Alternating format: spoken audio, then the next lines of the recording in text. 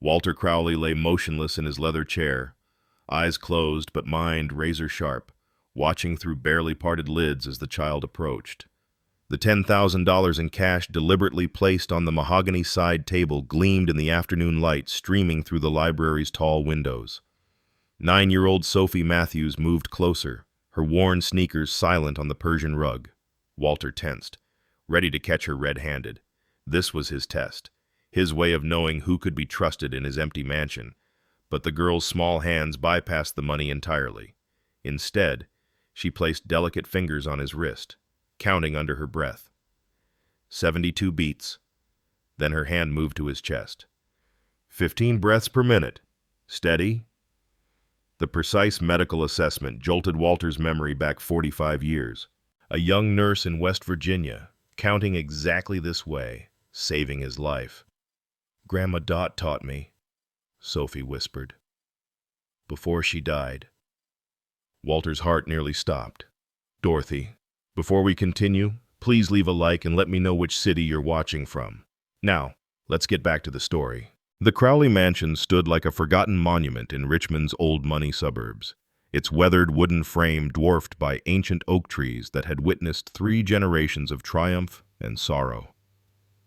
At 60, Walter Crowley inhabited the 12-room house alone, rattling through its halls like a ghost of his former self. 3 years had passed since Eleanor's death from pancreatic cancer. The disease had taken her in 6 brutal months, leaving Walter with nothing but silence and the bitter knowledge that all his wealth built from Eastern health systems. The healthcare empire he'd created from nothing couldn't buy her a single extra day.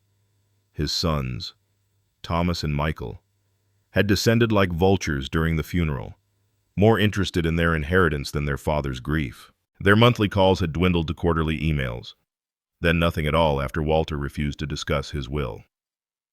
Rachel Matthews arrived each morning at 7, quiet as morning mist. At 35, she carried herself with a dignity that poverty couldn't diminish. Her shoulders, though straight with pride, bore invisible weight $280,000 in medical debt from her mother's final year. The bills arrived weekly, each envelope a reminder of the cruel mathematics of American healthcare. 6 months of dying had cost more than most people earned in a lifetime. She never complained, never mentioned the collection calls or the eviction notices. Walter knew only because he'd overheard her whispering on the phone during her break, begging for another extension, another payment plan, another chance. Sophie accompanied her mother only on rare occasions when school was closed, 9 years old but aged by circumstance. The girl possessed eyes the color of summer sky and the unsettling wisdom of a child who'd watched someone she loved slip away. Her grandmother, Dorothy, Dot, to everyone who knew her, had died 6 months ago, but not before passing on her peculiar gift, the ability to read human vital signs like others read books. 15 breaths is perfect for a resting adult, Dorothy had taught her granddaughter from her hospital bed. Anything less might mean trouble. Anything more means pain or fear. These lessons, delivered between morphine doses and desperate gasps for air, were the only inheritance Dorothy could leave. The girl was thin, too thin, and her clothes bore the careful mending of a mother who couldn't afford new ones. But Sophie's mind was sharp as winter air, fed by constant reading and dreams of someday becoming a nurse like the grandmother who'd raised her more than her own mother could, given Rachel's endless work hours. October wind rattled the mansion's windows that Tuesday afternoon when Rachel arrived with Sophie in tow. The elementary school had closed for an emergency teacher conference, leaving Rachel with an impossible choice: lose a day's pay she couldn't afford, or bring her daughter to work and risk Walter's displeasure. "Stay in the kitchen," Rachel whispered, settling Sophie at the servants' table with her worn library book. "Don't wander, don't touch anything, and please," her voice caught with desperation, "be invisible." Sophie nodded solemnly, already lost in her book about Florence Nightingale. Rachel squeezed her daughter's shoulder before disappearing upstairs with her cleaning supplies, leaving the child alone in the vast, silent house. Walter watched from the security monitor in his study, then moved to the library to execute his plan. He'd been testing people this way for months now: the mailman, the gardener, even the grocery delivery boy. It was a game that filled the empty hours, a way to confirm what Eleanor's death had taught him, that human nature was fundamentally selfish, that trust was a luxury he could no longer afford. He positioned the envelope carefully on the mahogany side table, $10,000 in $100 bills, fanned slightly so the amount was obvious. Then he retrieved his heart medication from the bathroom, the bottle that cost $800 a month, and dropped it deliberately, watching it roll beneath his leather chair. Finally, he removed his reading glasses, placing them on the floor beside the ottoman, as if they'd fallen during sleep. Settling into the chair, Walter arranged himself in the pose he'd perfected, head tilted back, mouth slightly open, breathing deep and regular. The autumn sun slanted through the tall windows, casting long shadows across the Persian rug. He waited. 20 minutes passed before he heard soft footsteps. Through barely parted lids, he watched Sophie enter the library, clearly searching for her mother. The girl froze when she saw him, seemingly asleep in the chair. Her blue eyes traveled from his face to the envelope of cash, lingering there for a long moment. Walter tensed, ready for the inevitable. The child was poor, desperately so. Her shoes had holes covered with duct tape. Her dress was mended so many times the original pattern was barely visible. Surely she would take something. Even just a single bill? Who would blame her? Sophie stepped forward, but her hands moved past the money without hesitation. Instead, she knelt beside the chair, picking up his glasses with the gentle care of someone handling bird eggs. She breathed on the lenses, fogging them deliberately, then cleaned them with the hem of her dress, the cleanest part she could find. She placed them carefully on the table, exactly where he usually kept them. Then she noticed the medication bottle under the chair. Metoprolol, she read quietly, retrieving it. Beta blocker. Very important. She studied the label with surprising intensity before placing it prominently on the table next to his glasses, where he couldn't miss it. What happened next stopped Walter's breath. Sophie placed her small hand on his wrist, finding his pulse with practiced ease. Her fingers were cold but steady as she counted silently, lips moving with concentration. Then her hand moved to his chest, resting lightly over his heart. 15 breaths per minute, she whispered to herself. Pulse 72. Good. But... She frowned, noticing the slight tremor in his hands, the way his body seemed to curl inward despite sleep. Without hesitation, she walked to the sofa, retrieved the cream-colored throw blanket, and draped it over him with extraordinary gentleness. "Mr. Crowley," she whispered, so softly he barely heard. "Your breathing is good, but you're cold. Grandma Dot said lonely people sometimes forget to breathe properly. They hold their breath waiting for someone to come back who never will." She tucked the blanket around his shoulders. "You don't have to hold your breath anymore. Someone's here." The tenderness in her voice nearly broke Walter's composure, but he had a role to play, a test to complete. He counted to 10, then erupted from the chair with calculated fury. "What are you doing in here?" he roared, his voice echoing through the library. Sophie stumbled backward, her face draining of color. "I was just... my medication." Walter's hand slapped the table. "Where's my heart medication?" "It was right here." It's on the table, sir. I put it there so you could find it." "You took it. You were going to steal it. Sell it." His voice grew louder with each word. "Rachel! Rachel!" Rachel burst through the door, her face wild with panic. "Mr. Crowley, what's—" "Your daughter was stealing my medication. Heart pills worth hundreds of dollars." "No." Sophie's voice was small but firm. "I would never take medicine from old people. Never. Grandma Dot almost died when we couldn't afford her heart pills. Mama had to choose between medicine and food. I would never, ever make someone else feel that way." The truth in her voice was devastating. Walter's face darkened to a shade of purple Rachel had only seen in medical emergencies. "Don't lie to me, child. I know exactly what I saw." "Please, Mr. Crowley." Rachel fell to her knees, pulling Sophie against her. "She's just a child. She doesn't understand. I'll pay for whatever—" "Pay!" Walter laughed bitterly. With what? Your collection notices, your shut-off warnings. He pulled out his phone. I should call the police right now. Teach you both a lesson about stealing from the hand that feeds you. Sophie wriggled free from her mother's protective embrace and stood straight, her small frame trembling but resolute. I didn't steal anything. I was protecting you. Protecting me. Walter's voice dripped contempt. From what? From forgetting your medicine, from being cold, from being alone. Her blue eyes met his without flinching. Grandma Dot said that's what nurses do, protect people who can't protect themselves anymore. Get out. The words came low and final. Both of you. Now, don't come back. Your final check will be mailed. Rachel stood slowly, dignity intact despite her tears. She took Sophie's hand and walked to the door, pausing only to say, My daughter has never lied in her life. Mr. Crowley. But you've been lying to yourself so long, you can't recognize truth when it's standing right in front of you. The door closed with a soft click that echoed like thunder. That night, Walter sat alone in his library, the mockery of his test scattered around him. The cash remained untouched on the table. His medication sat exactly where Sophie had placed it, label facing forward so he could easily read the dosage.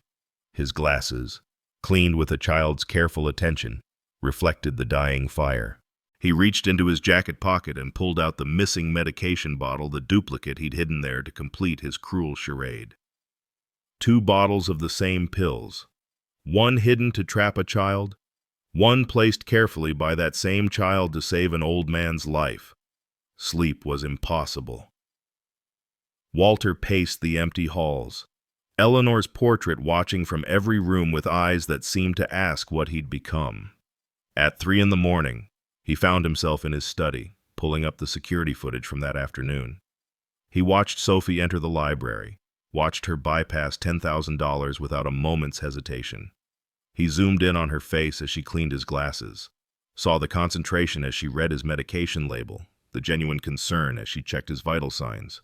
But it was the way she checked his pulse that made him rewind the footage again and again. The precise placement of her fingers, the slight tilt of her head as she counted, the professional efficiency of a trained nurse despite being only 9 years old. Memory crashed over him like a cold wave. Beckley, West Virginia. January 1979. Walter had been 25. Driving through a snowstorm to close his first major deal, the acquisition that would launch his healthcare empire. The heart attack had come suddenly, crushing chest pain that sent his rental car into a snowbank. He'd awakened in Raleigh General Hospital's cardiac unit, poor and understaffed even then. A nurse was leaning over him, fingers on his wrist exactly as Sophie had done, head tilted at that same precise angle.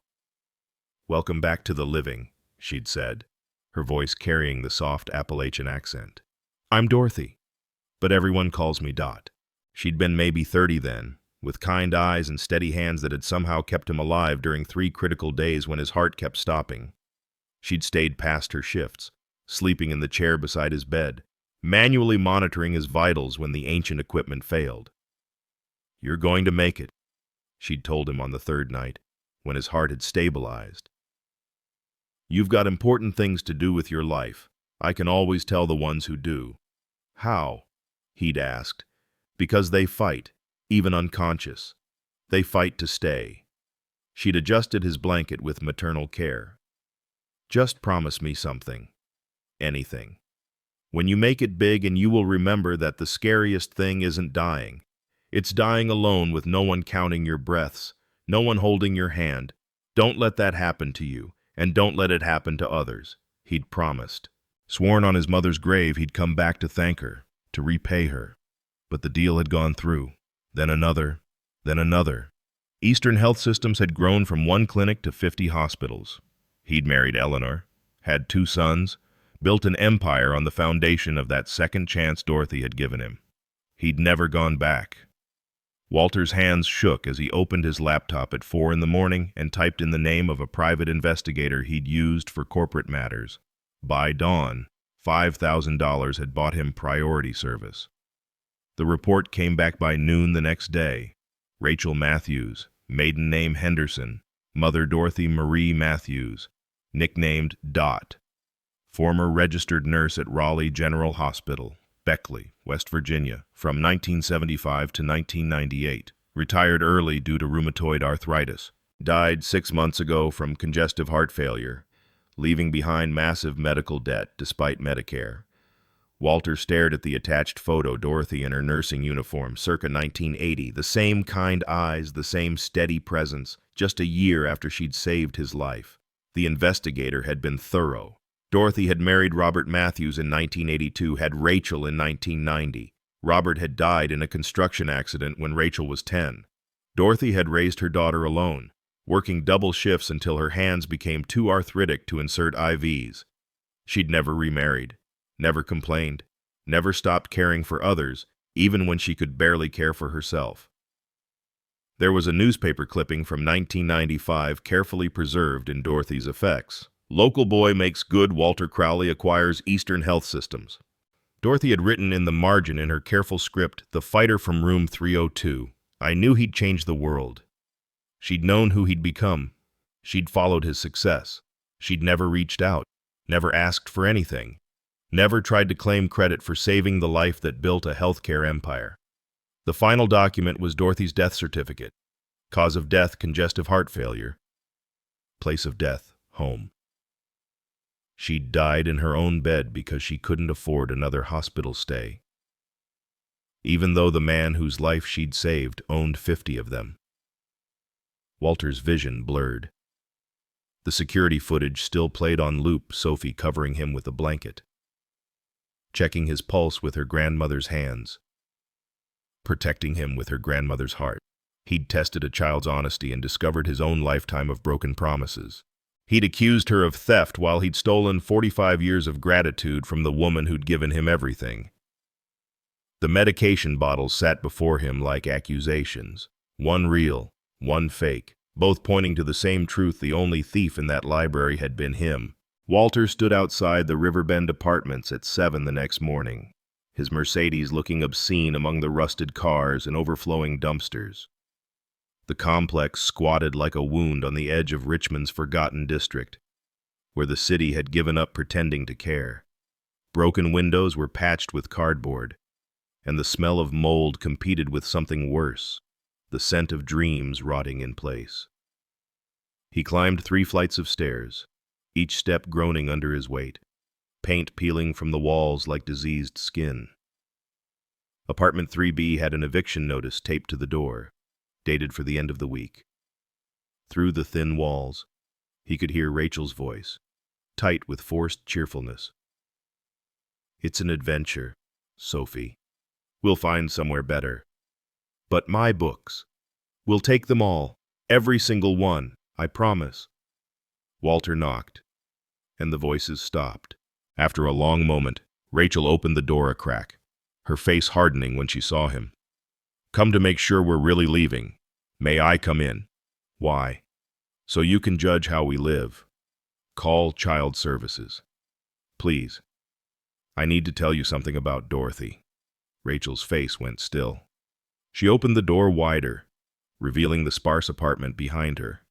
2 rooms, total. A hot plate for a kitchen. Sophie sat on a mattress on the floor, surrounded by library books stacked like protective walls.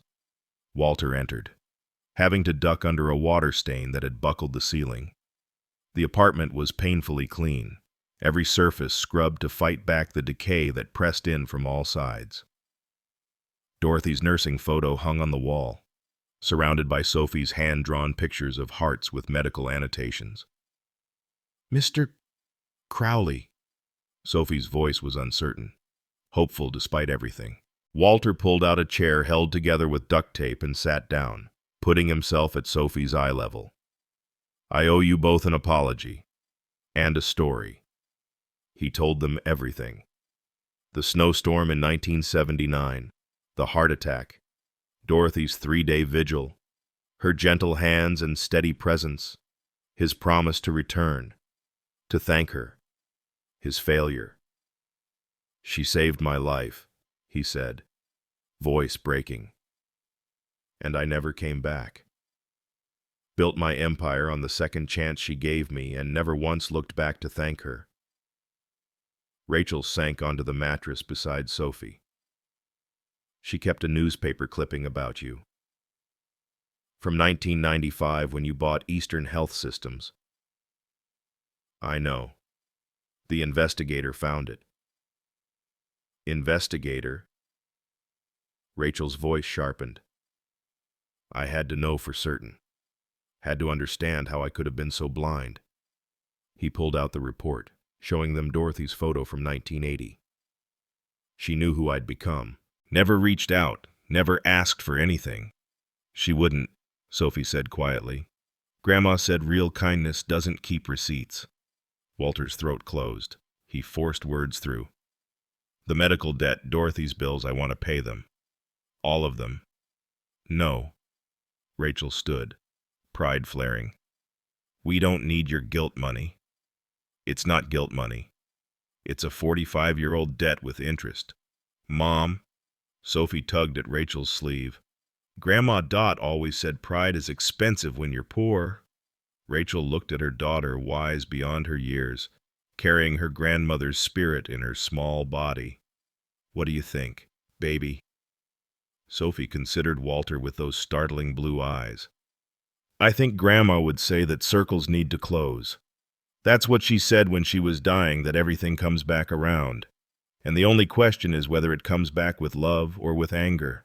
Please, Walter said. Come back to work, both of you. Under conditions, Rachel said firmly. I work my regular hours, nothing more. Sophie comes to the library after school to do homework, not to entertain you or be your project. We're not charity cases or replacement family. We keep our dignity. Agreed. And Mr. Crowley. Sophie stood, small but fierce. No more tests. No more pretending to sleep to see what people do. Grandma said trust is like a bone once it's broken. It heals stronger, but only if you set it right. Walter nodded, humbled by a child's wisdom. They returned the next day. Rachel worked with quiet efficiency, and Sophie took her place in the library after school, surrounded by books. At first, they existed in parallel worlds, Walter at his desk, Sophie in the window seat. But books have a way of building bridges. What are you reading? Walter asked on the third day. A medical textbook from 1968, Sophie replied. From the free bin at the library, it's outdated, but Grandma said the basics never change. Hearts still beat, lungs still breathe, people still need someone to care. I have newer ones. In the study, from when I was learning the business side of healthcare. Sophie's eyes lit up. Could I? Would it be okay? Top shelf, left side. Take whatever helps. Days became weeks. Sophie would read and occasionally ask questions. Walter found himself explaining not just medical terms, but the business behind them, why drugs cost so much, how insurance worked, why some people got treatment and others didn't. It's not fair, Sophie said one afternoon, closing a book about healthcare economics. No, it's not. You owned hospitals. Why didn't you make it fair? The question hung between them like an accusation. Because I forgot why I started. Dorothy saved me in a poor hospital that treated everyone. I built rich hospitals that treated only those who could pay. I betrayed everything she stood for. Sophie considered this. Grandma said mistakes are just lessons waiting to be learned. What matters is what you do once you know better.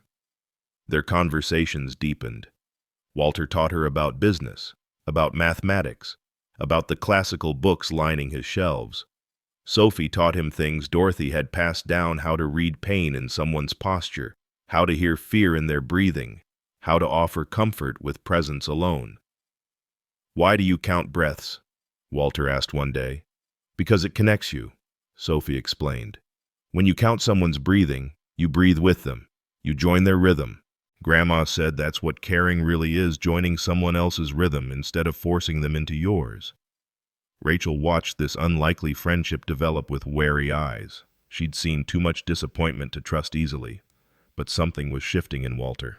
He stopped checking the liquor cabinet after she cleaned. He no longer counted the silver. He left cash on the table without surveillance, genuinely forgetting it was there. October became November.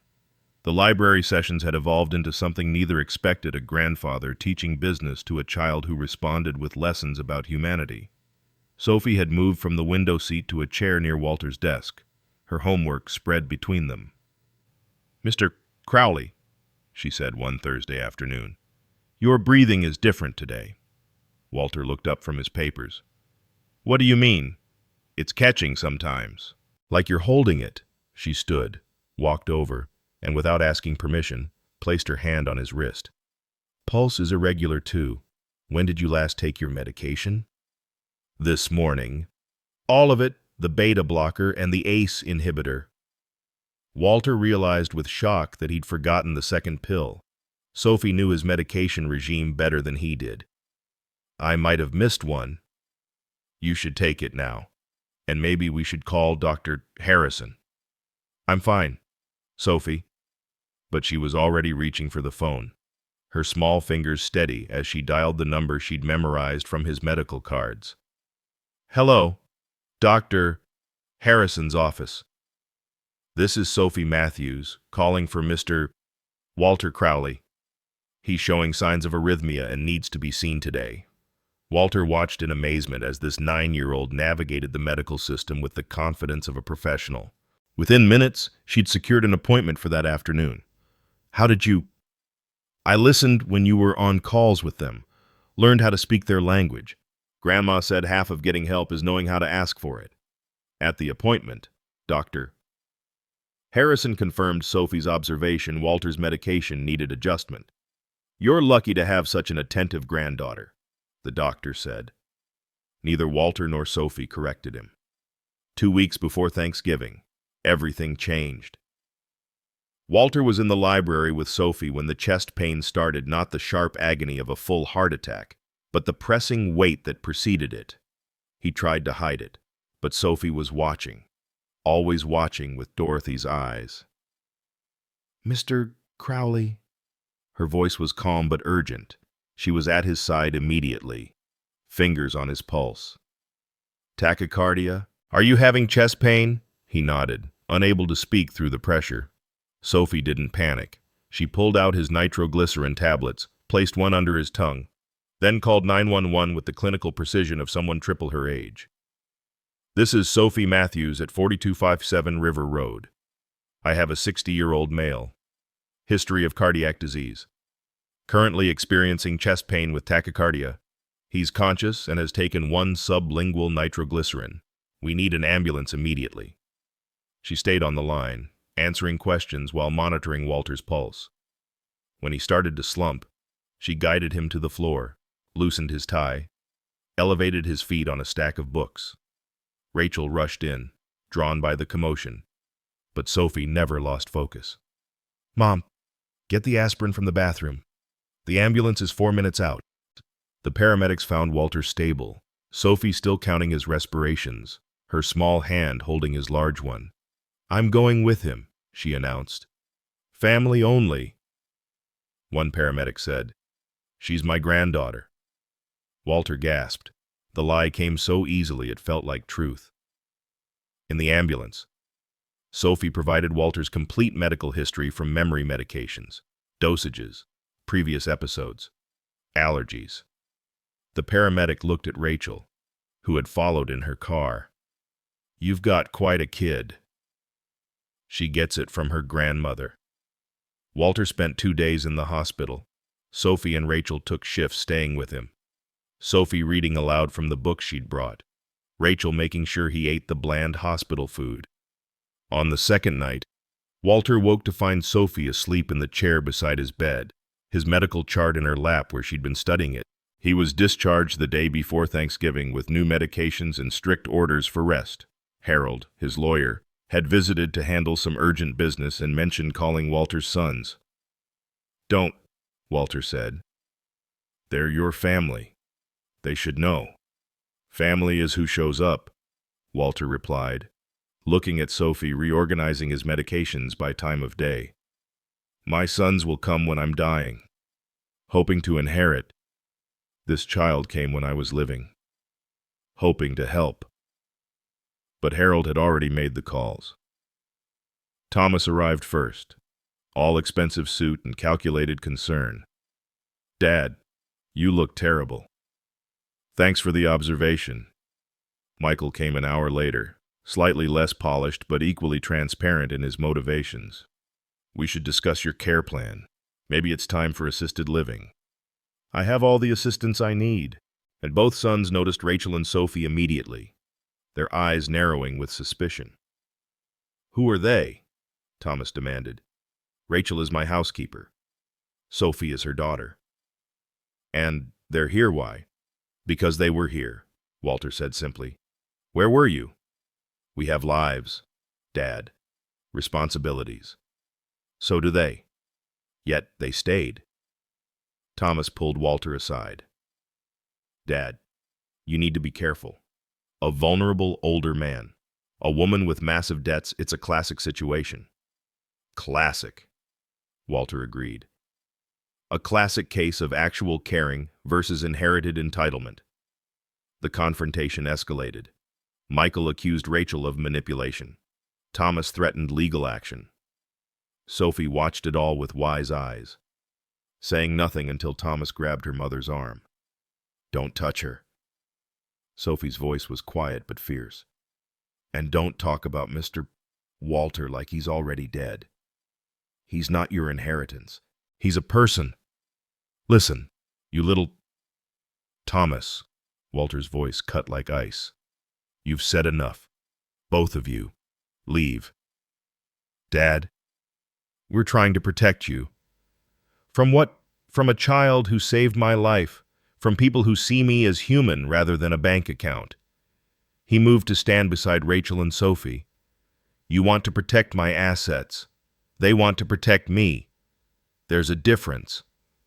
Thomas's face darkened. This isn't over. If you think we're going to let some gold digger and her brat get out.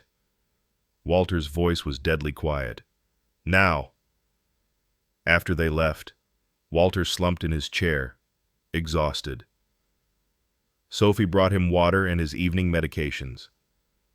They'll be back, she said matter-of-factly. I know. They'll try to take you away from us.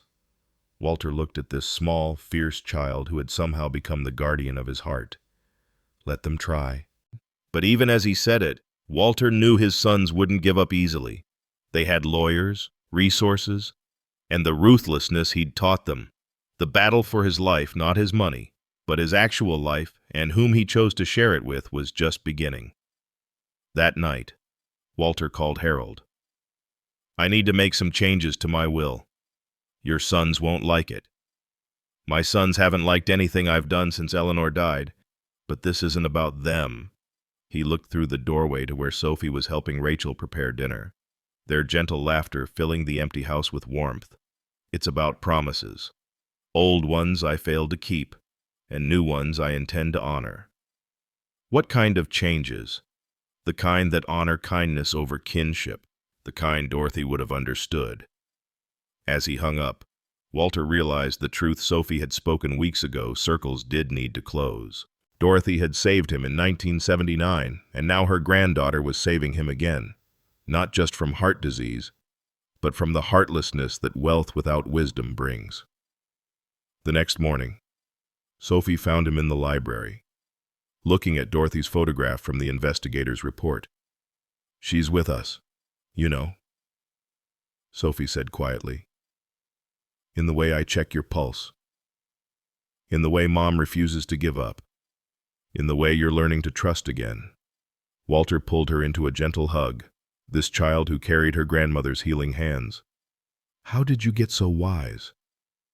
Grandma said wisdom isn't about knowing things. It's about knowing what matters. And what matters? Sophie smiled. Dorothy's smile reflected across a generation. Breathing together. That's all. Just breathing together until the breathing stops. The summons arrived 3 weeks after Thanksgiving, delivered by a process server who looked apologetic as Rachel signed for it. Walter was in the library with Sophie. reviewing her science homework, when Rachel brought the envelope with trembling hands. Petition for conservatorship. Walter read aloud, his voice steady despite the fury building in his chest. Thomas Crowley and Michael Crowley, petitioners, seeking legal control of Walter Edmund Crowley's personal and financial affairs due to diminished capacity and undue influence. Sophie looked up from her textbook. What does that mean? It means my sons want a judge to declare me incompetent. Walter replied, scanning the document. They claim I'm being manipulated by your mother. They want control of everything, my money, my medical decisions, my life. Rachel sank into a chair, face pale. We should leave. Today, before this gets worse. No, Walter said firmly. Running would only prove their point. Mr. Crowley, they're your sons. We're nobody. No judge will side with us over family. You're not nobody. Walter snapped. You're the people who stayed. That has to count for something. Harold arrived within an hour. His usual composed demeanor cracked with concern. He spread the legal documents across Walter's desk, pointing to key passages with a grim expression. They've been thorough, Harold admitted. They cite your recent hospitalization, the changes to your will, the unusual attachment to non-family members. They even have affidavits from 2 doctors, not your regular physicians, stating concerns about your judgment. Bought and paid for, no doubt. Probably. But that's hard to prove. Harold adjusted his glasses. Walter, I have to be honest. Conservatorship cases favor family members, especially when substantial assets are involved. The burden is on you to prove you're competent and not being influenced. How do we fight it? We need character witnesses, medical evaluations from your actual doctors, and evidence that Rachel hasn't benefited financially beyond her salary. Harold paused. They've also subpoenaed your security footage. Walter's blood chilled. The tests. Every instance of you pretending to sleep, setting traps, watching people. They'll paint you as paranoid, delusional. It doesn't look good. Sophie had been quiet, but now she spoke up. Mr. Crowley isn't delusional. He was lonely. There's a difference. Harold smiled sadly at her. I'm afraid judges don't always see such distinctions, young lady. Then we make them see, Sophie said with determination that belied her age. The hearing was set for December 15th, barely 2 weeks away. Harold worked frantically to prepare their defense while Rachel considered running every night, packing and unpacking their few belongings in anxiety-driven cycles. We can't win this, she told Walter one evening as Sophie studied in the next room. Your sons have everything: money, lawyers, family standing. We have nothing. You have the truth. When has that ever been enough? Walter couldn't answer because they both knew she was right. Truth was a luxury the poor couldn't afford in courtrooms where expensive lawyers twisted reality into profitable shapes. Dr. Harrison provided a strong medical evaluation stating Walter's complete competency, but Thomas and Michael countered with their hired specialists. Walter's regular pharmacist testified that Sophie had called in prescriptions painted by opposing counsel as a child practicing medicine without licenses. Every act of kindness was reframed as manipulation. The night before the hearing, Sophie found Walter in the library, staring at Eleanor's portrait. Are you scared? She asked. Terrified. Grandma Dot used to say fear means you're about to do something important. The bigger the fear, the more important the thing. What if we lose your mother's right? You should run. Start fresh somewhere else. Sophie climbed into the chair beside him, something she'd never done before. Mr. Crowley, do you know why I check your pulse every day? To monitor my heart condition? No. I do it because Grandma taught me that touching someone's pulse means you're promising to stay with them through the beat and the silence between beats. It's a promise. We don't break promises. The courthouse in downtown Richmond was a monument to institutional power. All marble columns and echo-prone halls that made ordinary people feel small. Rachel wore her only good dress, bought second-hand for job interviews. Sophie was in her school uniform, the one without patches. Walter had chosen a simple suit, refusing Harold's suggestion of something more expensive to show his wealth. "I'm not trying to prove I'm rich," Walter had said. "I'm trying to prove I'm sane." Thomas and Michael arrived with a phalanx of lawyers, their suits worth more than Rachel's annual salary. They didn't acknowledge their father, treating him like evidence rather than a person. Judge Patricia Coleman presided, a woman in her 60s with sharp eyes that missed nothing. The courtroom was nearly empty. Conservatorship hearings weren't public entertainment. Thomas's lawyer, a shark named Harrison Blackwell, opened with devastating efficiency. He painted Walter as a declining widower, isolated and vulnerable, prey to a calculating woman who'd inserted herself into his life at his weakest moment. "Mr. Crowley lost his beloved wife 3 years ago," Blackwell intoned. His grief left him susceptible to anyone offering comfort. Ms. Matthews, drowning in insurmountable debt, saw an opportunity. She trained her child to manipulate an elderly man's emotions. Blackwell presented the security footage, Walter pretending to sleep, setting money traps, testing everyone who entered his home. "This is not normal behavior. This is paranoia, possibly dementia. A man who trusts no one suddenly trusts a stranger's child. That's not a heartwarming story, it's a symptom." He showed Walter's changed will, the paid medical debts, the new provisions for Rachel and Sophie, $300,000 in medical debt, erased, provisions for education, housing, lifetime support, all for people he's known less than 6 months. Rachel looked sick. Sophie sat straighter, taking notes in a small journal. When Harold cross-examined, he tried to establish Walter's history of competent decision-making, his successful business career, his current mental acuity. But Blackwell had an answer for everything. Past competence didn't guarantee present capacity. Successful businessmen could still be manipulated. Intelligence and vulnerability weren't mutually exclusive. Then Blackwell called Rachel to testify. "Ms. Matthews, you have significant debts, correct?" "Yes." "Medical debts from your mother's care?" "Yes." "Debts that Mr. Crowley paid?" He insisted. "Just answer yes or no. Did Walter Crowley pay your debts?" "Yes." "Did you ask him to?" "No." Yes or no?" Rachel's voice dropped. "No." "But you accepted the money. For my daughter. To keep a roof over her head. So you used your daughter to secure financial benefits." "Objection." Harold stood. "Counsel is badgering." "Sustained." "Rephrase, Mr. Blackwell." But the damage was done. Rachel looked like exactly what they'd painted, a desperate mother who'd do anything for money. When Walter took the stand, Blackwell was ruthless. "Mr. Crowley, do you regularly pretend to sleep to test people?" "I used to." "Used to." "When did you stop?" "When Sophie showed me it was wrong." "A 9-year-old child corrected your behavior. A wise child taught me about trust."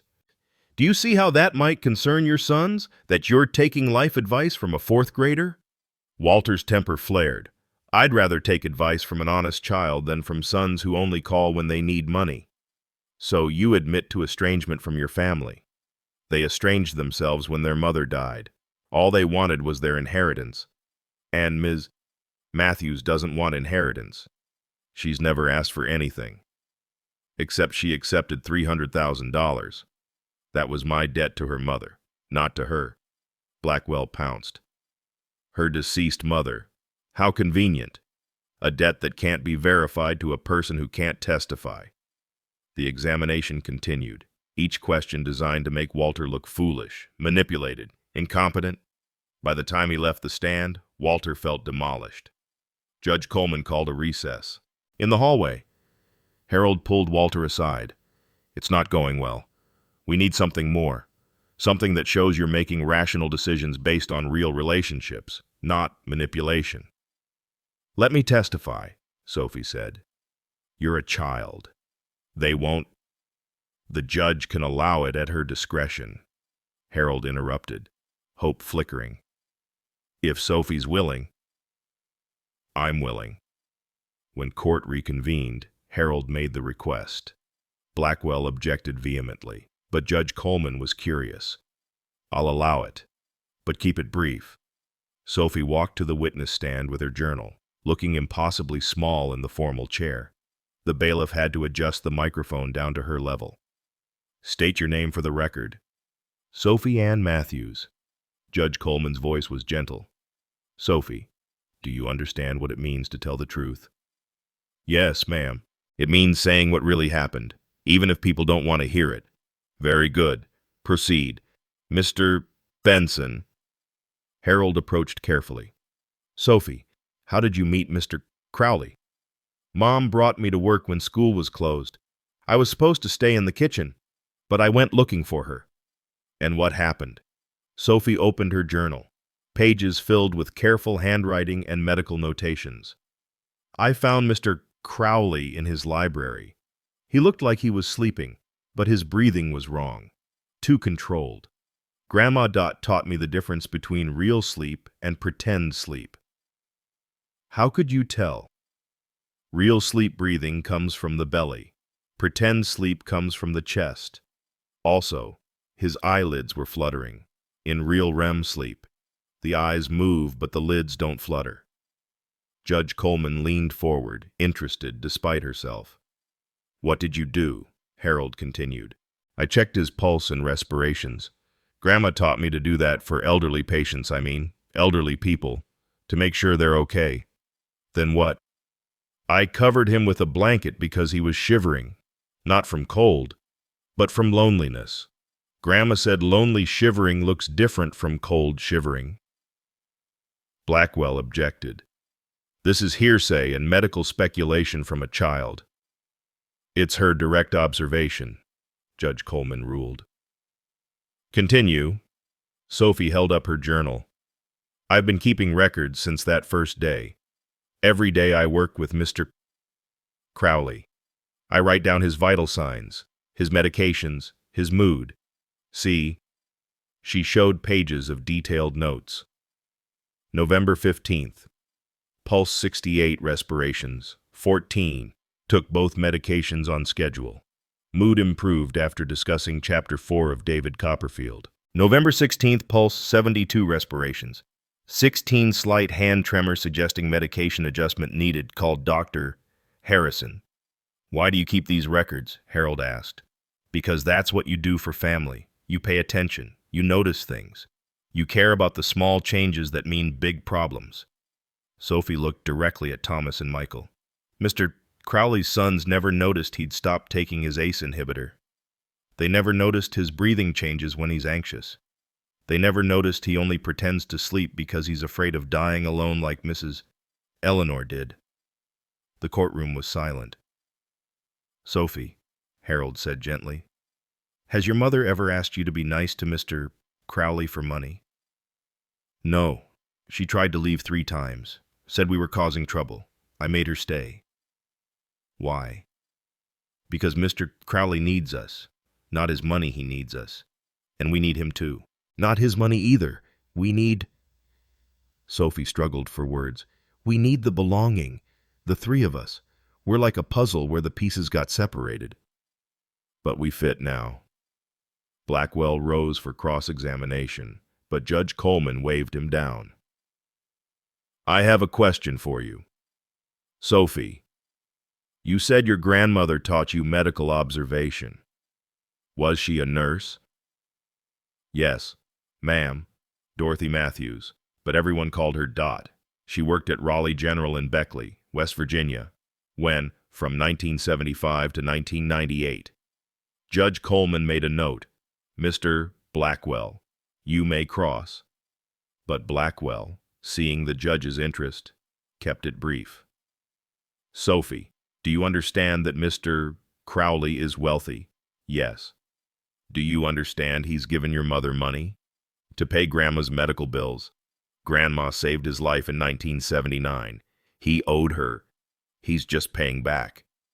That's quite a story. Sophie's eyes flashed. It's not a story. It's true. Here.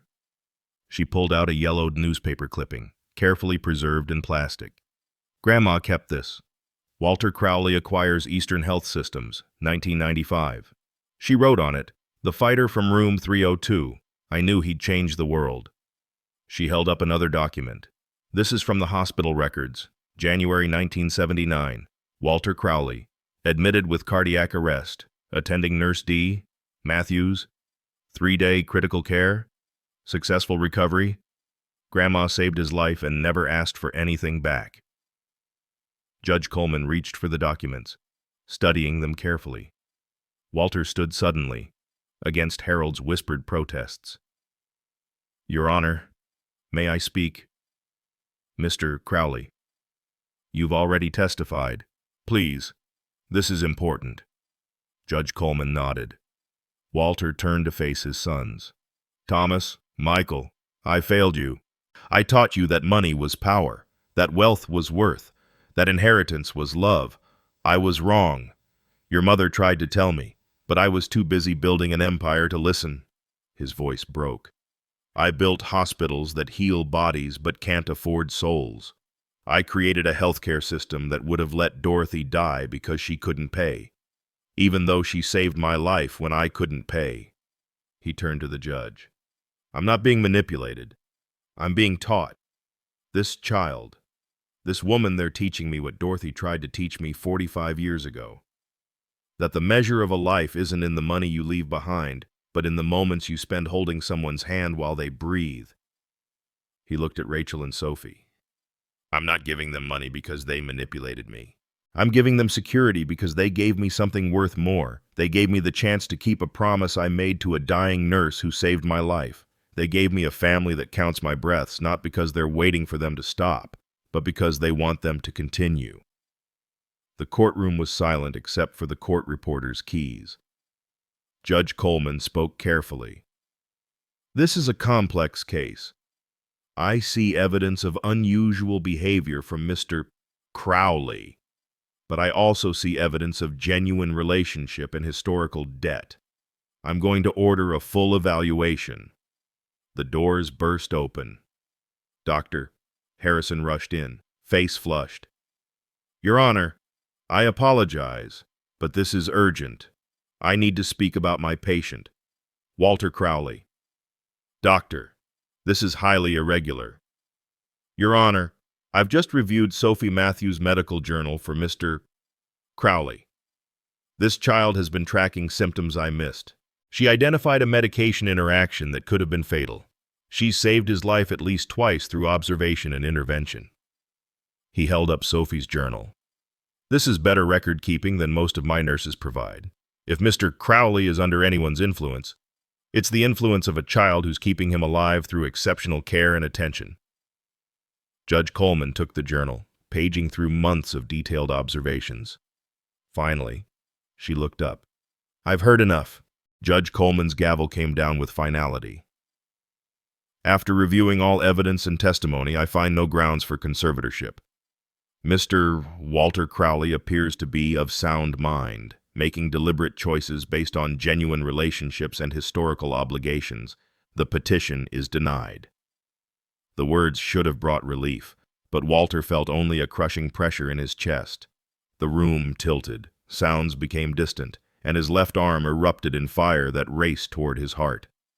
"Mr. Crowley!" Harold's voice seemed to come from underwater. Walter tried to speak but managed only a gasp before his knees buckled. He glimpsed Sophie's face, saw her mouth form the words "cardiac arrest" before the world went dark. "Everyone back!" Sophie's voice cut through the chaos with surprising authority. She was already at Walter's side, fingers on his carotid artery. "No pulse. Mom, call 911. Tell them cardiac arrest in courtroom 3. While adults stood frozen, Sophie tilted Walter's head back, pinched his nose, and began chest compressions with her small hands. 1, 2, 3, 4. She counted to 30, then gave 2 rescue breaths, her technique perfect despite her size. "Doctor," Harrison dropped beside her. "Let me take over." "No." Keep the rhythm steady. You can switch in 2 minutes. Sophie never broke pace. Someone find an AED. Should be one in the hallway. Thomas stood paralyzed, watching a 9-year-old fight for his father's life while he did nothing. Michael ran for the defibrillator, his expensive shoes slipping on the marble floor. 28, 29, 30. Sophie gave 2 more breaths. He's in VFib, I can feel it. We need that AED now. Michael burst through the doors with the device. Sophie grabbed it, her small fingers working with practiced efficiency. She placed the pads on Walter's chest, the machine analyzing his heart rhythm. Shock advised. Stand clear. Everyone back. Sophie hit the button. Walter's body convulsed. Resume compressions. She was back on his chest immediately, pumping life into his still heart. The courtroom had become an emergency room, with a child as the attending physician. Paramedics arrived after 8 minutes that felt like hours. They found Sophie still performing compressions, her school uniform soaked with sweat. Dr. Harrison monitoring Walter's airway. We've got it from here, the lead paramedic said, but he looked impressed. You did good, kid. 7 minutes of CPR, 1 shock delivered, possible inferior wall MI. Sophie reported clinically. He's on metoprolol, lisinopril, and daily aspirin, allergic to morphine. Blood type A positive. The paramedic stared at her. You a med student? I'm 9. They loaded Walter onto a gurney, Sophie refusing to let go of his hand until Rachel physically pulled her away. He needs to know someone's with him, Sophie insisted. Even unconscious. People know when they're alone. At Richmond General, Walter was rushed into surgery. A massive blockage in his left anterior descending artery, the widowmaker, they called it. Sophie had literally held death at bay with her small hands. The waiting room became their world. Thomas paced, making business calls. Michael sat silent, scrolling through his phone. Rachel held Sophie, who clutched Walter's reading glasses. Someone had handed them to her in the chaos. You saved him, Rachel whispered. Not yet, Sophie replied. He's still between heartbeats. Dr. Harrison emerged after 3 hours, exhausted. The surgery went well, but he's not waking up. Sometimes, after prolonged cardiac arrest, the brain needs time. He's in a coma. How long? Thomas asked, already calculating. No way to know. Could be hours. Could be. He didn't finish. They were allowed to see him one at a time. Thomas went first, stood awkwardly for 2 minutes, then left. Michael managed 5 minutes before declaring he needed air. But when Sophie's turn came, she pulled a chair close to the bed and opened the copy of Great Expectations she'd brought from Walter's library. Chapter 23, she began, her voice steady. Pip learns about expectations and disappointments. She read until her voice grew hoarse, then hummed the tune Dorothy used to hum, something between a lullaby and a hymn. 3 days passed in a blur of hospital coffee and rotating vigils.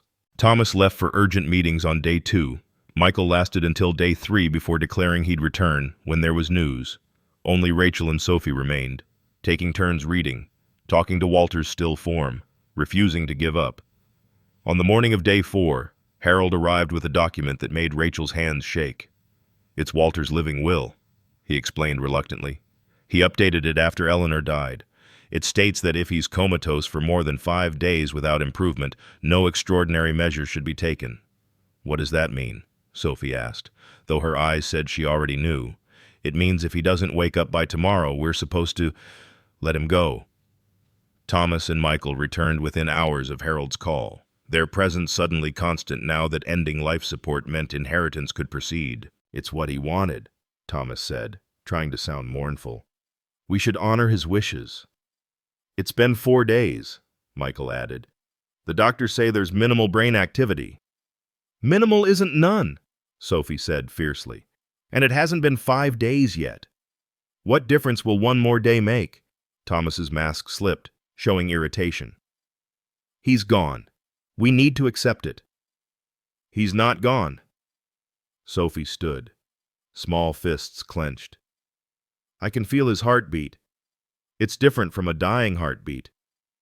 Grandma taught me the difference. Your grandmother is dead, Thomas said coldly. And soon, so will my father.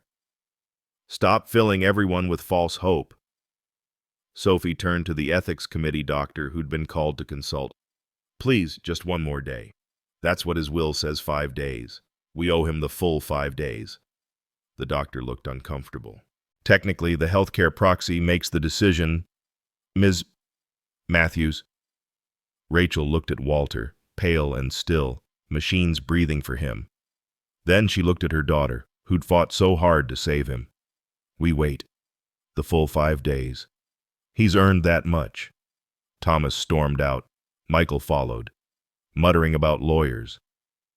That night, Sophie refused to leave Walter's room. She held his hand, counted his ventilator-assisted breaths, and hummed Dorothy's tune over and over. Rachel watched from the doorway as her daughter kept vigil, wondering if she was watching Sophie's heart break or her spirit refuse to break. Mr. Walter, Sophie whispered around midnight. I know you're in there, like when you pretended to sleep, except now you can't choose to wake up. But I'm here. I'm counting your breaths, 15 per minute, just like the machine makes them. But underneath, I can feel your real breathing trying to come back. She pressed her small hand to his chest, feeling for something the monitors couldn't measure. Grandma said dying hearts feel empty, like houses with the lights off. Your heart doesn't feel empty. It feels like it's waiting. The 4th day became the 5th. Dawn approached with no change. Thomas and Michael arrived early, bringing Harold and papers that probably weren't necessary but made them feel in control. Dr. Harrison examined Walter one more time. I'm sorry. There's been no improvement. The ethics committee agrees we should honor his wishes. When? Rachel asked, her voice hollow. This afternoon. It gives you time to say goodbye. Sophie stood abruptly.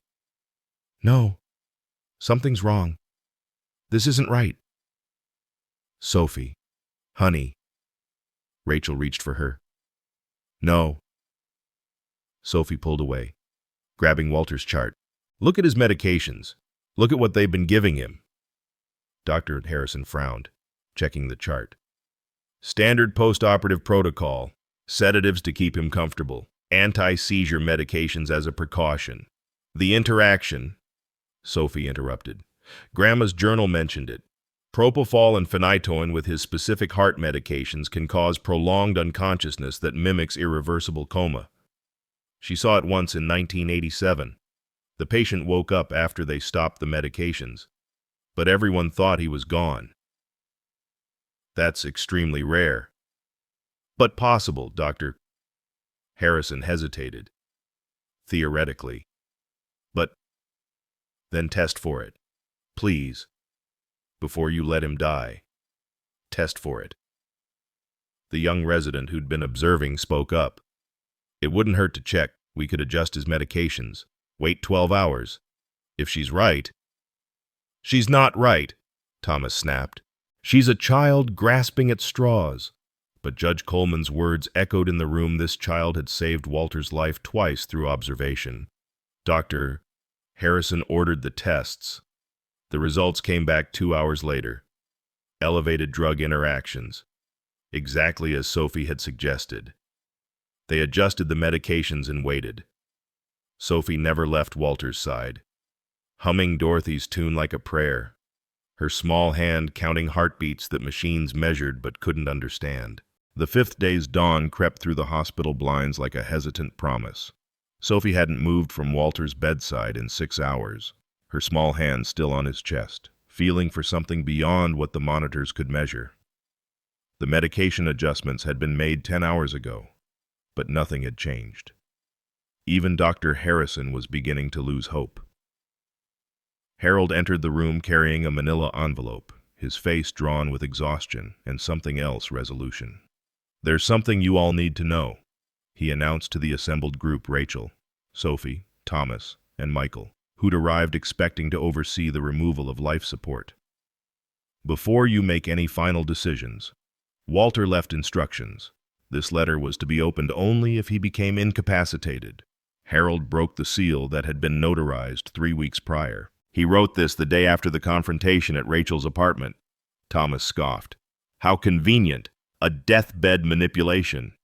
Let him read it, Michael said quietly, surprising everyone.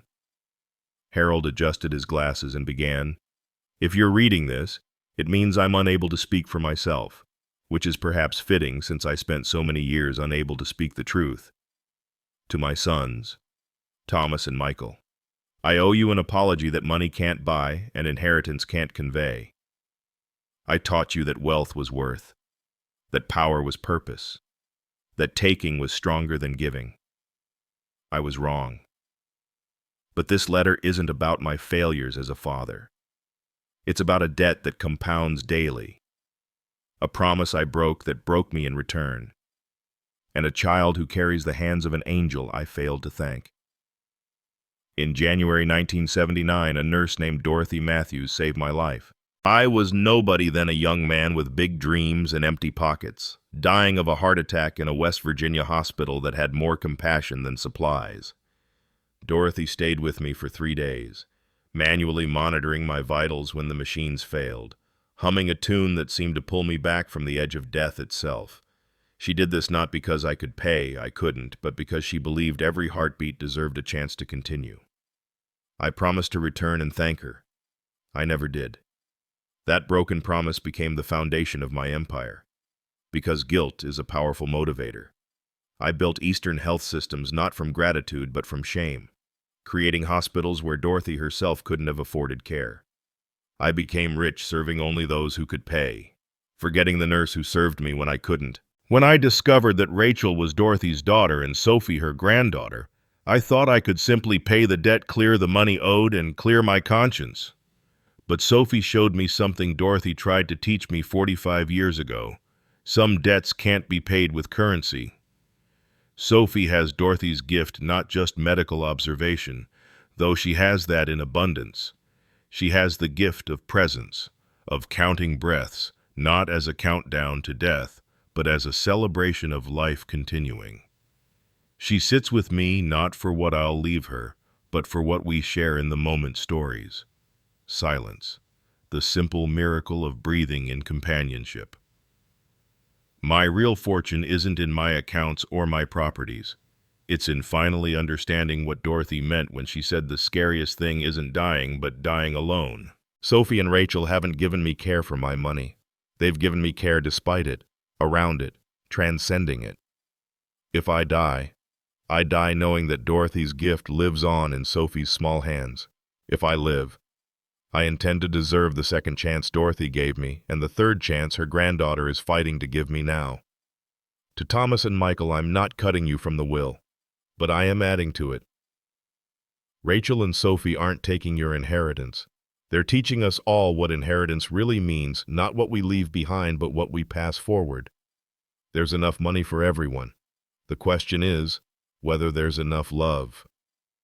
The choice is yours. You can contest, fight, grab for every dollar. Or you can sit with me whether I'm conscious or not and learn what your mother tried to teach us all, that family isn't about blood or bills, but about who shows up when the breathing gets hard. My body might be failing, but my mind is clear. Sophie Matthews saved my soul before she saved my life. That's not manipulation. That's miracle. Walter Edmund Crowley witnessed this day, November 27th. The room was silent except for the steady beep of monitors and Sophie's soft humming, Dorothy's tune, perpetual as prayer.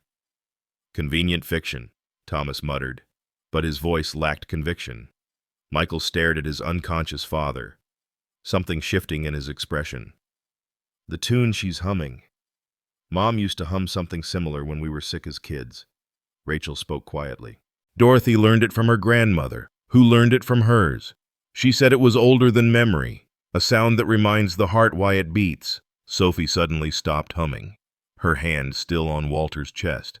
Something's changing, she whispered. His breathing. It's trying to break free from the ventilator rhythm. Dr. Harrison moved quickly to check, but Sophie was already pointing to subtle signs of flutter in Walter's eyelids that wasn't random. a twitch in his fingers that seemed purposeful. "The medication interaction," Sophie said urgently. "It's clearing, but something's still wrong. The rhythm." She placed both hands on Walter's chest, feeling beyond the mechanical rise and fall. "He's fighting the ventilator. He's trying to breathe on his own, but the machine won't let him." "That's not possible," the resident said. "The settings, check them." Sophie's voice carried an authority that made grown doctors listen to a 9-year-old. "Please, something's wrong with the synchronization." Dr. Harrison examined the ventilator settings, frowning. "My God, she's right. The sensitivity is set too low. He's trying to initiate breaths, but the machine isn't recognizing them. He's been fighting it this whole time." They adjusted the settings immediately. Within moments, Walter's breathing pattern changed, becoming more natural, more his own. His fingers moved deliberately, as if reaching for something. Sophie grabbed his hand. "I'm here, Mr. Walter. We're all here. You don't have to fight alone." Dawn light filled the room completely now, painting everything golden. Walter's eyes moved beneath closed lids, not the random movement of coma, but the purposeful movement of waking. His lips parted slightly, trying to form words around the ventilator tube. "He's coming back," Dr. Harrison said, amazed. "Start weaning protocols. Let's see if he can breathe on his own." It took another hour to safely remove the ventilator. Walter's first unassisted breath was shallow but determined. His second was stronger. By the 10th, his eyes were flickering open. The first thing he saw was Sophie's face, streaked with tears but smiling. His lips moved, forming a single word, "Dorothy." Sophie shook her head gently. "No, Mr. Walter, it's me, Sophie. But Grandma is here too, in my hands." She held up their joined hands, her small fingers interlaced with his. "She taught me how to hold on when someone's trying to come back." Walter's eyes cleared, recognition dawning.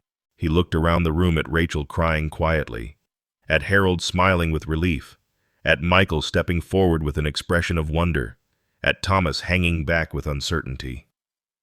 "My boys," Walter whispered, his voice rough from the tube. "You came." "Sophie called us," Michael admitted. "Every day. Said you needed your whole family. Not just the ones who earned it, but the ones who were born to it, too." Walter's eyes filled with tears. "Michael, Thomas, I'm sorry. For everything. For teaching you that love was conditional on achievement. That presence was less valuable than presence." Michael moved closer, awkwardly taking his father's other hand. "Dad, I want to understand. About them." He looked at Rachel and Sophie. "About what they mean to you." "They mean," Walter said slowly, each word an effort, "that Dorothy's gift didn't die with her. It lives in Sophie's hands, in Rachel's dignity, in the chance for our family to be more than a financial arrangement." Thomas finally spoke from the doorway. "This is all very touching, but nothing's really changed. You almost died because a child played doctor." "I died," Walter interrupted. "For 7 minutes in that courtroom. I was dead. Sophie brought me back. Not because I'm rich, not for inheritance, but because she believes every heartbeat deserves to keep beating. That's Dorothy's teaching. That's what I forgot in building my empire, that healthcare isn't about who can pay, but about who needs care." He looked at Thomas directly. "You don't have to understand. You don't have to accept them. But I'm asking you, not as your father, but as a man who's been given 3 chances at life's stay. One day, sit with us. See what I've seen." "This is ridiculous. Please," Michael said to his brother. "For Mom, she would want us to try." Thomas's jaw tightened, but something in Michael's mention of their mother made him pause. "One day," he said finally. "That's all." Dr. Harrison interrupted gently. "Mr. Crowley needs rest. He's been through tremendous trauma. I'm amazed he's conscious and coherent. But we shouldn't push. Wait, Walter said. Sophie, the letter. You heard Harold read it. Sophie nodded. Is it true? Walter asked. Do I deserve another chance? Sophie squeezed his hand, and in that moment, she looked exactly like Dorothy must have looked 45 years ago, wise beyond her years, carrying healing in her touch. Grandma said chances aren't deserved, Mr. Walter. They're given, like breaths, like heartbeats, like love. She smiled, pure sunshine breaking through clouds. You're breathing. Your heart's beating. We love you. That's all that matters. Walter wept then, openly and without shame, while Sophie hummed Dorothy's tune and the morning light blessed them all, the dying man who lived, the child who carried angels in her hands, the family broken and mending, and the ghost of a nurse whose gift transcended death itself, teaching them all that salvation comes not from wealth or power, but from the simple act of sitting with someone while they remember how to breathe.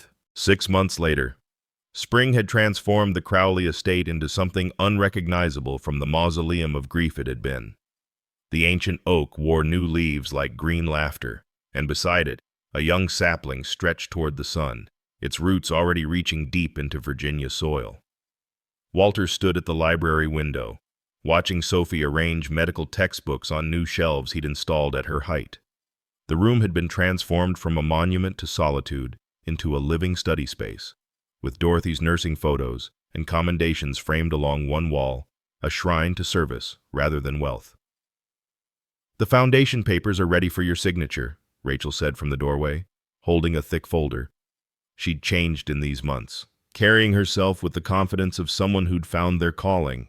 The Dorothy Matthews Memorial Foundation had been her idea originally, but Walter had insisted she run it. $50 million initial endowment, Walter said, signing where she indicated. Free medical care for families drowning in healthcare debt. Dorothy would have loved the irony of fortune built on selective healthcare finally serving everyone. She would have loved that you kept your promise, Rachel corrected gently. Just took a longer route than expected. Harold arrived with additional documents, his face bearing the satisfied expression of a lawyer who'd helped accomplish something meaningful. The adoption papers, he announced, placing them on Walter's desk. Sophie Ann Matthews Crowley.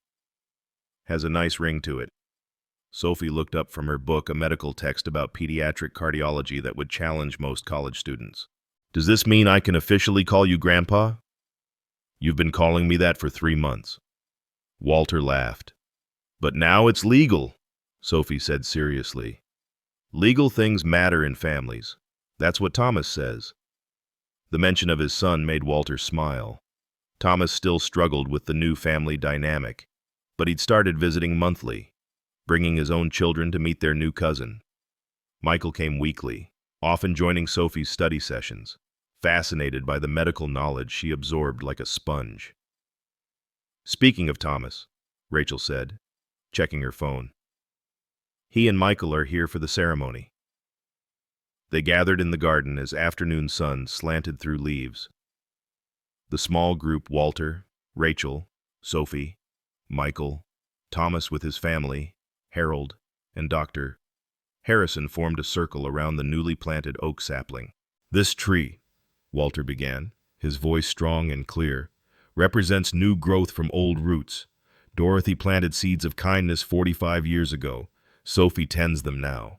This foundation, this family, this chance at redemption, it all grows from those seeds.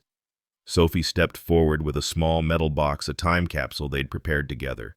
Inside were Dorothy's nursing pin, Walter's first healthy EKG after his recovery, a photo of the 3 of them at the adoption hearing, and Sophie's first medical journal, the one that had saved Walter's life. Grandma Dot said trees grow stronger when they grow together, Sophie said, placing the box in the prepared hole beside the sapling. Their roots interweave underground where no one can see, holding each other up in storms. As they covered the capsule with earth, Michael's hand found his father's shoulder. Even Thomas stepped closer, his usual stiffness softening in the moment's grace. That evening, after everyone had left, Walter found Sophie asleep in the library's reading chair, a medical textbook open on her lap. She'd been studying cardiovascular drug interactions, making notes in her careful handwriting. The sight stopped his heart not with disease, but with overwhelming love. He covered her with the same cream blanket she'd once draped over him, then sat at his desk to write in the journal Dr. Harrison had suggested for his recovery. May 15th. Final entry. Dorothy. I kept my promise after all. Not by returning to thank you that opportunity passed with your death, but by caring for your granddaughter as she cared for me. Your gift of healing presence lives on in Sophie's hands, in her fierce attention to heartbeats and breath counts, in her absolute faith that every life deserves someone to sit beside it. She didn't give me money or manipulation or even simple companionship. She gave me what money could never buy, the certainty that when my final breath comes, hopefully many years from now, I won't be alone.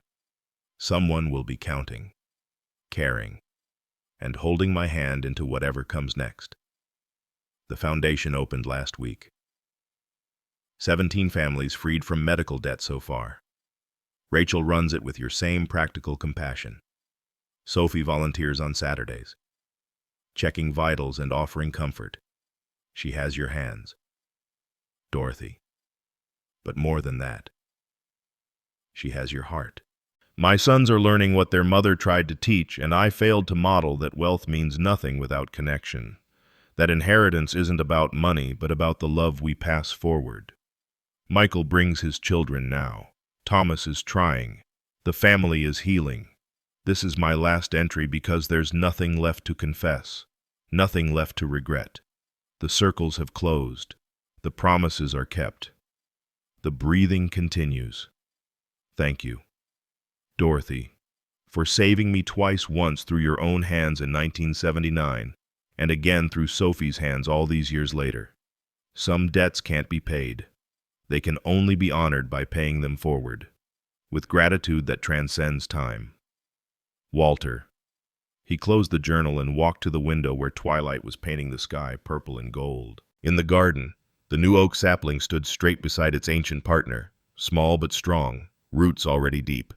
Sophie stirred, waking slowly. Grandpa, I'm here. Were you watching me sleep? Turnabout is fair play, he smiled. You watched me plenty. She stood and joined him at the window, her hand finding his automatically. Look. She pointed to the porch where Rachel had emerged with cups of evening tea. Mom's waiting for us. They walked together to join Rachel on the porch. 3 figures in the gathering dusk. Somewhere in the distance, a dog barked the neighbor's retriever they sometimes watched. A gentle giant named Whisper who loved Sophie unreservedly. As stars began to appear in the darkening sky, Sophie hummed Dorothy's tune, that ancient melody that predated memory and outlasted death. Walter found himself breathing in rhythm with it, his heart keeping time with something larger than itself. Rachel reached over and took his hand, completing the circle. Dorothy would be proud, she said softly. She is, Sophie said with the certainty of a child who knows things adults have forgotten. She's in every breath we count, every hand we hold, every moment we choose presence over pretense. The old oak's leaves rustled in the evening breeze, a whisper of approval from the past blessing the future. And in that moment, Walter understood the final truth Dorothy had tried to teach him. Wealth wasn't measured in dollars, but in the number of hands willing to hold yours when breathing becomes difficult. He had 2 hands holding his now, with more reaching out every day through the foundation, through reconciliation with his sons, through the roots growing deep beneath the Virginia soil. For the first time in his 60 years, Walter Crowley was truly, completely, impossibly rich. The porch light came on, washing them in warm gold, and Sophie's humming continued that eternal tune that pulled hearts back from the edge. that reminded lungs why they breathed, that promised no one had to face the darkness alone. Somewhere, somehow. Dorothy was smiling. The breathing continued. The story lived on. The circle was complete. I need to tell you something about this story. Something I've learned from watching Walter and Sophie breathe together in that hospital room. We spend our whole lives building walls around our hearts, testing people with invisible tripwires, pretending to sleep while desperately hoping someone will notice we're actually dying inside. Walter had everything money could buy, but couldn't purchase the one thing Dorothy gave freely, the promise that someone would count his breaths when they mattered most. That's what family really is, isn't it? Not the people who share your blood or wait for your will, but the ones who place their small hands on your chest and refuse to let you slip away alone. I think about Sophie, carrying her grandmother's wisdom in those tiny fingers, teaching a billionaire that the greatest inheritance isn't money, but presence. She didn't care about his wealth. She cared about his breathing, 15 times per minute. Steady, human. Maybe that's what we're all looking for, someone who'll sit with us without checking their phone, who'll notice when we skip our medications, who'll cover us with a blanket when we're pretending to sleep but really just afraid of the dark. That's the debt we owe each other. Not money, just presence. Just breathing together until breathing stops.